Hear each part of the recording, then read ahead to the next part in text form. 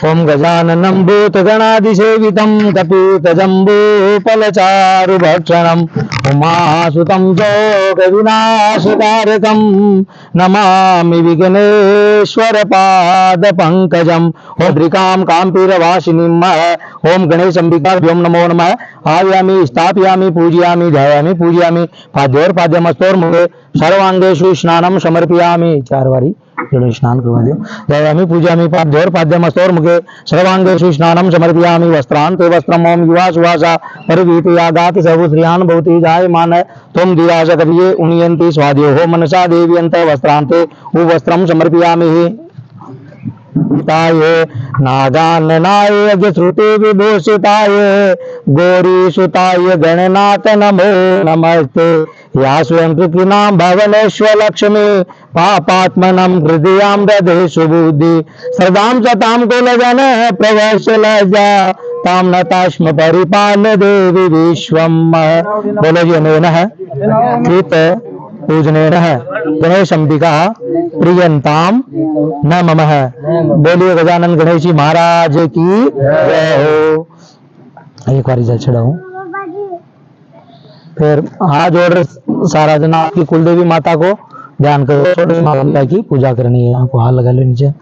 ओम गौरी पद्मा शची मेधा सावित्री विजया जया देवसेना सुभदा स्वाहा मात्रो लोक मात्र दृष्टि पुष्टि तथा तुष्टि आत्मनाम कुलदेवी सहितस्य षोडश मातृका दिव्यो नमो नमः। आव्यामि स्थापयामि बिबिलनम आव्यामि स्थापयामि पूजयामि ध्यायामि पूजयामि 4 बारी जो नाम जल चलाओ।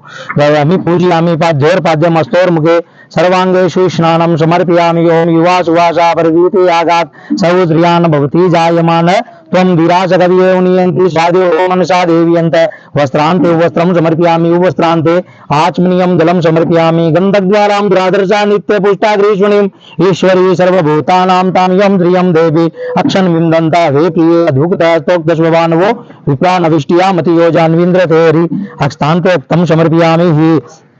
ओम माल्यादीनि सुगंधीनि माल्यातिदीनि वेपवो मयायितानि पुष्पाणि पूजात्रमेश्वर पुष्पमालां समर्पयामि। अबीर गुलाल नाना परिमल सुगंधि द्रव्यं समर्पयामि। ओम अहीर्भोगे प्रिये तुलाओ जाया इति परिवादमान स्तग्नो विश्व विनवानि विद्वान पुमागुआंगुं सबरिपातो विश्वतः।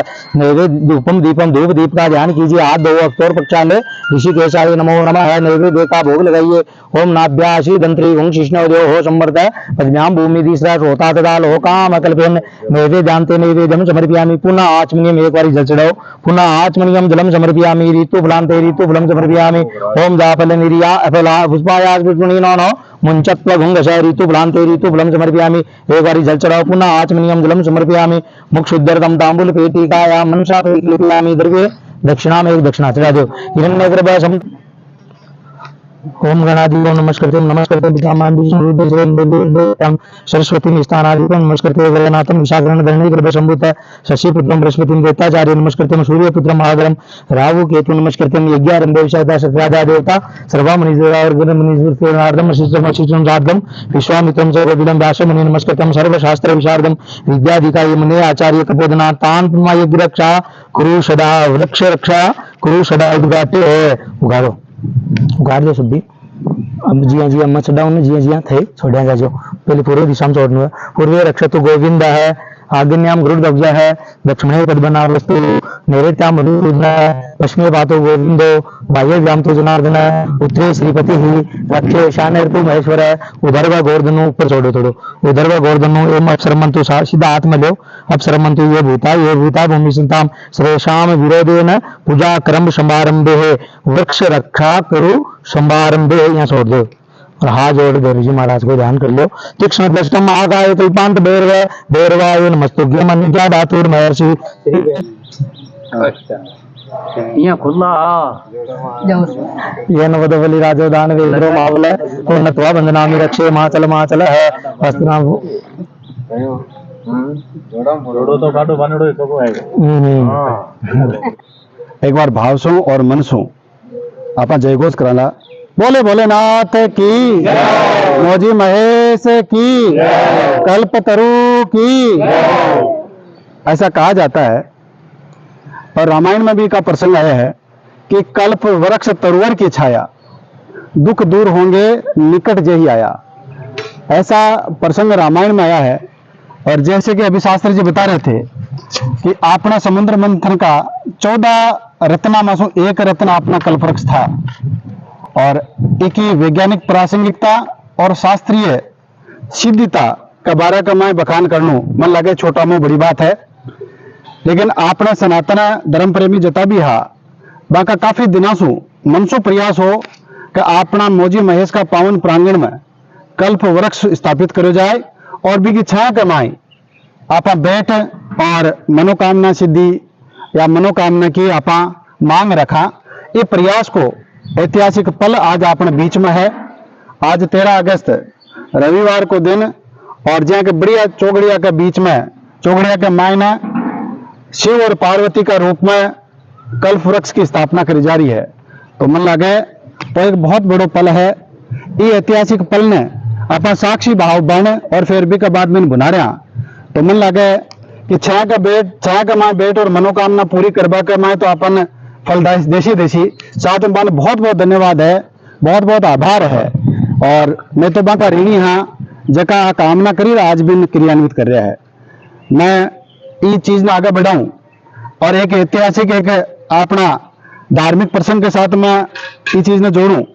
कहवे है कि जब कुरुक्षेत्र में कौरवों और पांडवों के बीच में लड़ाई हो रही ही, और जिस टाइम कौरव और पांडव बराबर चल रहा तो भी टाइम माता कुंती एक कल्प वृक्ष का फूल ने ले और भगवान शंकर ने विसर्जित करो, तो भी टाइम बने और वरदान मिलो कि अब आपके जो पांडव है उनकी जीत हो जाएगी। तो सोचो आज के 5000 साल द्वापर त्रेता में अपने वृक्ष की महिमा मंडन हो तो आए हैं और आज भी हो रहे, लेकिन जगह आज ये वृक्ष ने स्थापित करवा का मैं जगह प्रयास कराया बन वास्तव में फिर से साधुवाद। और जो कि अपना ओमदास जी के सानिध्य में वो कल्प वृक्ष की स्थापना हो रही है, तो जल्दी ही अपने मनोकामना सिद्धि प्रदाता वृक्ष की छाया मिलची। मैं चाहूं कि ई घड़ी कमाई अपना शिक्षाविद गुरुजी बजरंग जी अपन थोड़ा सा आपका शब्दों लाभान्वित करें। बजरंग जी गुरुजी। ये जो कल्प वृक्ष की स्थापना हुई है, इसमें सच हाथ कमाना हाथ नहीं है कि मौजी महेश की कृपा से मैं जब यहाँ शमशान में उपासना कर रहा था तो मौजी बाबा का मंदिर बनाया था, उसमें मैं नित्य सफाई वगैरह करता और पूजा अर्चना करता। तो भी प्रेरणा मिली कि अपने मौजी महेश के अखाड़े में एक कल्प वृक्ष की स्थापना की जाए। तो यह मैं मेरी देन नहीं है, यह बाबा मौजी महेश की ही कृपा का फल है। मैं मांगीलाल इसका मतलब जिम्मेवार है, न मैं हूँ। यह सब ग्रामवासियों के हित के लिए यह आयोजन हुआ है और बड़े ही हर्षोल्लास से शुभ घड़ी में शुभ मुहूर्त में इसकी स्थापना हुई है। मैं ईश्वर से ये कामना करता हूँ कि ये बहुत जल्दी फले फूले और मान लो हमारे तो गणा किया थोड़ा रिया। ईश्वर से यही प्रार्थना है कि मैं भी ये 14वां अध्याय इसकी छत्र छाया में उच्चारण कर सकूं, मेरी मनोकामना है। बैठ आनंद ले सकूं। तो अभी ज्यादा मैं अपना समय नहीं लेते हुए इतने में मैं अपना वक्तव्य खत्म करता हूँ। मांगीलाल जी राव साहब राज्य सेवा के बाद में भ्राता ऋण और पुत्र ऋण से उड़ी नया के बाद में जब सेवानिवृत्ति के बाद में अड़क्षर में आया, तो फिर भी के बाद मन लगे कि आपने अड़क्षर ज्यादा धर्ममय बने हैं। चाहे गौशाला को मामलो है, चाहे आपने बगीचे के माए आपने आज कल्प वृक्ष की स्थापना हुआ है। इसके अलावा भी जब आया तो भागवत कथा को एक बहुत बढ़िया दिव्य और भव्य आयोजन रखो। तो ये कल्प वृक्ष का उपलक्ष्य में और आपकी उपस्थिति का मैं चाहूंगा शंकर सिंह जी भी आपको उद्बोधन आपन प्रेषित करें। आदरणीय शंकर सिंह जी। बोलो मौजी महेश की। मैं तो यहाँ तो गुरुजी बता दी हो, बाकी मैं तो मांगीलाल जी को धन्यवाद देना चाहता हूँ कि रिटायरमेंट के बाद में इस धार्मिक जो भी आयोजन हो रहे हैं उनके अंदर सबसे ज्यादा आगे बढ़ चढ़ कर हिस्सा ले रहे हैं और दूसरे लोगों को भी प्रेरित कर रहे हैं। धर्म के प्रति सब चल रहे हैं, उसको निभाने की भी कोशिश करते हैं, लेकिन उस धर्म ध्वजा को आगे बढ़ाने के लिए और लोगों को प्रोत्साहित करने के लिए जो काम आगे मांगीलाल जी कर रहे हैं, इसके लिए मांगीलाल जी को बहुत बहुत धन्यवाद, साधुवाद। और मैं चाहूंगा कि आगे भी इसी तरीके के कार्य करते रहें, जिससे कि गांव की, परिवार की, समाज की, सबकी उन्नति। आज ये जो कार्य कर रहे हैं, धर्म के कार्य से एक खुद की उन्नति नहीं हो, उस पूरे परिवार के यहाँ जो हवन कर रहे हैं उसका जो आवाज आ रही है, हवन की जो निकलती है, आज जैसे दीपक है, दीपक की लो निकल रही है, उसकी लो से भी जो वातावरण होता है वो शुद्ध होता है। तो जो करने वाले, कराने वाले, सुनने वाले और उस इलाके में रहने वाले सबके लिए ये लाभप्रद है। इसलिए मांगीलाल जी को बहुत बहुत धन्यवाद और आगे भी ऐसे कार्य करते रहेंगे जिससे कि लोग आगे बढ़ते रहे। जय हिंद। बहुत बहुत धन्यवाद साहब। क्योंकि मैं मानूं कि एक बहुत बड़ा यज्ञ है, एक कल्प वृक्ष को लगाना और उसको आगे भी सींचते रहने की जिम्मेदारी लेना बहुत बड़ी बात है। और इस यज्ञ की आहुति में आपने बीच में, हालांकि मैं जैसे पूरा परिचित नहीं हूँ, लेकिन जैसे कि गुरु जी ने कहा था कि सीकर से आप आए हैं, मौजीराम जी रुएल इस यज्ञ की आहुति में अपना दान कर रहे हैं। मांगीलाल जी राव साहब है, उधर समर जी काका जी है, बिरदी सिंह जी भाई साहब है, सबने मिलकर ये जिम्मा लिया है कि इस कल्प वृक्ष को न केवल लगाना है बल्कि बढ़ाना भी हमारी सबकी जिम्मेदारी है। और इस सामूहिक जिम्मेदारी में आप पूरा गांव का इस चीज में निभाचा और मन पूरा विश्वास है। मैं चाहूंगा आगे मांगीलाल जी राव साहब का छोटा भाई और शिक्षा जगत का एक प्रखर व्यक्तित्व है, हमारे साथ में प्रहलाद जी राव साहब भी है, आप भी दो शब्द ये उपलक्ष्य में प्रेषित करो। बोलो मौजी महेश की। देखिए, जो कल्प वृक्ष है, अपने जो प्राचीन ग्रंथ रहे हैं, धार्मिक ग्रंथ हिंदुओं के, उन हर ग्रंथों में कल्प वृक्ष का वर्णन है। और कल्प वृक्ष का जो शाब्दिक अर्थ है वो ये है कि आप कोई भी पॉजिटिव, कोई भी सकारात्मक कल्पना करते हो और उस सकारात्मक कल्पना को वो वृक्ष आपके लिए सही साबित कर देता है, उसका सकारात्मक परिणाम आपको देता है, उस वृक्ष का नाम है कल्प वृक्ष।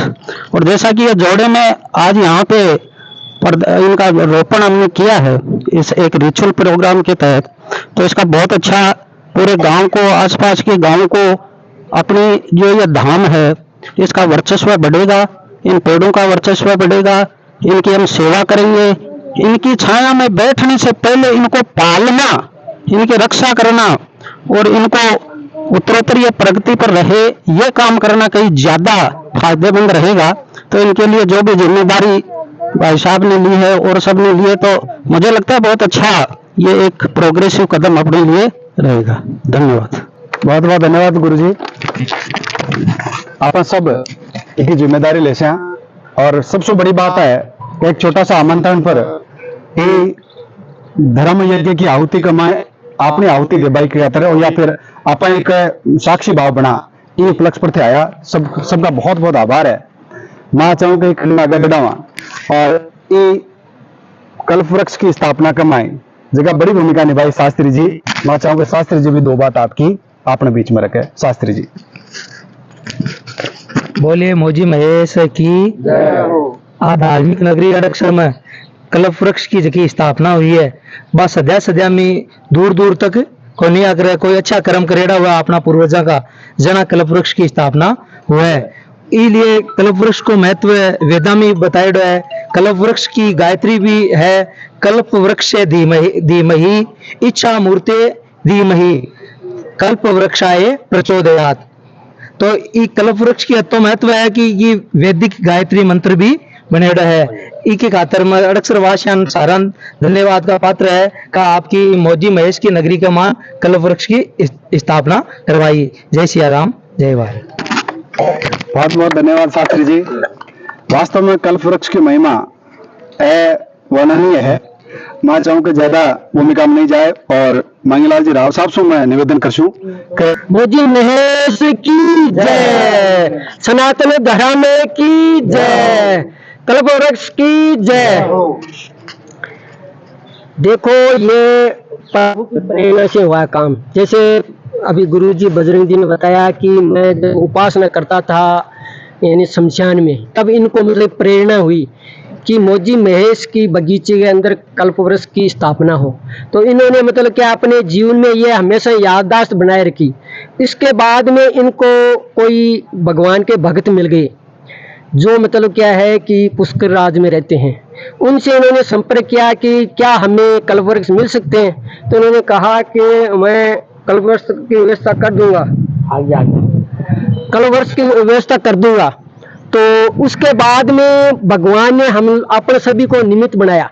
मेरे को तो जिस तरह से एक दादाजी होते हैं अपने पोते को कंधे पर बैठा लेते हैं, तो ऐसे लगता है जैसे दादा पोता उनसे लंबा हो गया है, जबकि वो लंबा नहीं होता, मतलब उसको तो किया जाता है। तो गुरुजी ने मेरे को कहा कि मैं तो अब थोड़ा चल फिर नहीं सकता, मतलब मैं जा नहीं सकता, मेरे को दिखता भी कम है, और आप गांव के अंदर जाइए, गांव वालों को ये बताइए, ऐसी प्रेरणा की बात बताइए और सबको तैयार करिए।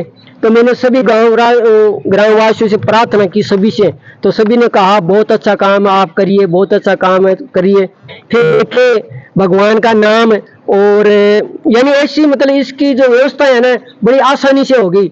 इन्होंने बात की भाई आप लाओ, तो वो क्या है कि जो एक संत जैसे आदमी है वो वहां से घूम के अरे उनको मतलब ये वर्ष मिल गए। उसके बाद हमने सोचा भाई यहाँ से कोई साधन ले जाएंगे, तेल डाल देंगे और हम ले आएंगे। जबकि वहाँ क्या पुष्कर राज में अपने हरदेव जी का लड़का पुलिस में है। मैंने उसे पूछा आप आ रहे हो क्या? बोले मैं आ रहा हूँ। मुझको जो संत है ना उनको आप साथ में लाइए और कल्पवृक्ष ले आओ। तो वो क्या है कि हमें कुछ भी नहीं लगा, ये मतलब क्या प्रभु की कृपा से यहाँ तक पहुँच गए। उसके बाद में यानी जो व्यवस्थाएं हैं ये मतलब ईश्वर की है, शिव जी महाराज की देन है, और आप सबकी यानी आशीर्वाद से ये सब काम हुआ है। अब रही बात है इसका क्या सभी जानते हैं भाई कल्पवृक्ष तो यानी जो इच्छा शुभ इच्छा की जाए उसको पूर्ति करता है। जो प्रेम से उनके चरणों में बैठ के और अपने श्रद्धा भाव से प्रार्थना की जाए वो पूरी होती है। यह अपने में क्या इतिहास की बात है, यानी पुराणों की वेदों की बात है। और इसका जो प्रकट है वो यानी समुद्र मंथन से है, यानी देवता और राक्षस ने मिलकर समुद्र मंथन किया। 14 रत्न मिले थे जिसमें कामधेनु गाय है, और ये मतलब है वैसे 14 अलग अलग, लेकिन हमारे जो यहाँ के उपयोग की यही है। वैसे तो बहुत है, जैसे कामधेनु गाय का रूप हमारी देसी गाय है, और उसके बाद में कल्पवृक्ष है वो भगवान ने हमारे लिए मतलब हमारे शुभ कर्म पूर्ति के लिए भेजा है। तो हम तो यही चाहते हैं कि जब भी हम बगीचे में आए, जो भी श्रद्धालु बगीचे में आए वो मतलब कल्पवृक्ष के दर्शन करे, यहाँ बैठ के प्रार्थना करे और संसार की सुख समृद्धि की कामना करे। मतलब हमारी यही सबकी ग्रामवासियों की इच्छा है कि जिस तरह से मौजी महेश की बगीचे सभी का दुख हरती है, इसी तरह से ये कल्पवृक्ष भी सबका दुख दूर करे, यही प्रार्थना है। इसी के लिए अपने सबने मिलके स्थापना की है। बोले मौजी महेश की जय, सनातन धर्म की जय। नमस्ते अध्यक्ष को प्रयास रही है कि कोई भी धर्मनिष्ठ कार्यक्रम हुए बिना आप विस्तार देवा और आबाला दिना के लिए ई पल ने संजोड़ो रखा। तो भी प्रयास को एक छोटो सो आप कोशिश करिए, यदि आप लगे कि वो प्रयास ठीक है और आपका प्रयास जो है वो मेहनत मारी तब साकार हो जैसी जब मैं वो वीडियो चढ़ाऊं और वीडियो ना आप सब्सक्राइबर करा इन प्रसारित करा और आपने जितना भी जुड़ेरा लोग है जिन्हें दिखावा तो मन लगे कि मारी भी मेहनत प्रतिफलित हो जैसी। एक बार भाव सो जयकार लगा बोले मौजी महेश की। बहुत बहुत धन्यवाद, बहुत बहुत आभार।